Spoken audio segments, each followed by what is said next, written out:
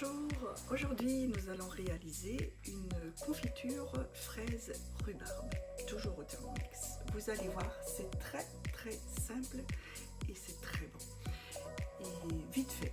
Donc on y va. Voilà, donc pour cela nous avons besoin de fraises évidemment que j'ai lavées et coupées en 2 ou en 4, 250 g de fraises. Pareil, 250 g de rhubarbe coupée également. Du sucre pour confiture, là j'en aurais besoin 500 g, spécifique confiture, et du sucre vanillé qui donne un petit goût. Évidemment, des pots de confiture. Voilà, c'est parti. Voilà. Je verse donc mes fraises dans le bol, ma rhubarbe.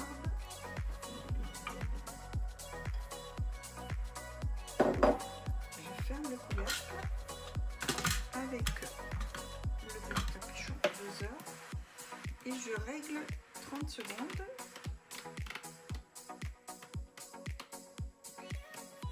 que je mixe tout doucement jusqu'à la vitesse 1. Voilà, c'est terminé. Je racle bien les parois, bien descendre le surplus. Toujours, je rappelle bien, soit avec une maryse en caoutchouc ou la raclette qui est fournie avec le Thermomix. Donc là, je rajoute le sucre, 500 g de sucre spécifique gel. Donc je mets ma tare, toujours bien attendre les 4 zéros, et je rajoute 500 g. C'est fait. Mon paquet de sucre vanillé.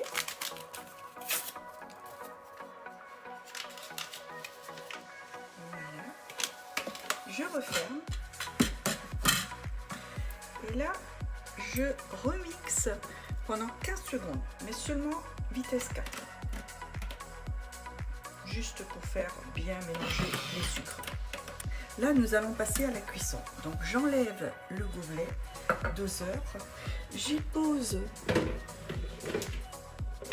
le panier de l'aroma avec le couvercle à cause des projections.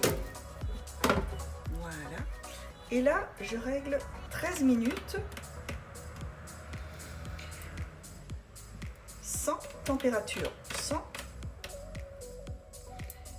Voilà, vitesse 2. Et c'est parti pour la cuisson. Tout doucement. On s'occupe de rien. Donc comme quoi, tout est facile.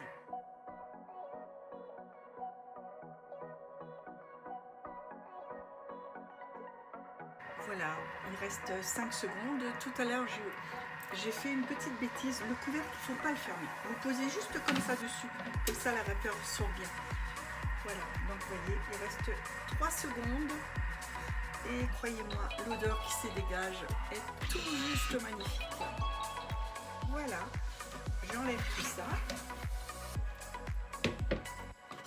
Le couvercle. Là, je prends mon pot. Et vous verrez, il y a un peu de mousse, pas beaucoup. Donc je prends mon écumoire et j'enlève légèrement cette mousse. Voilà, c'est déjà fait.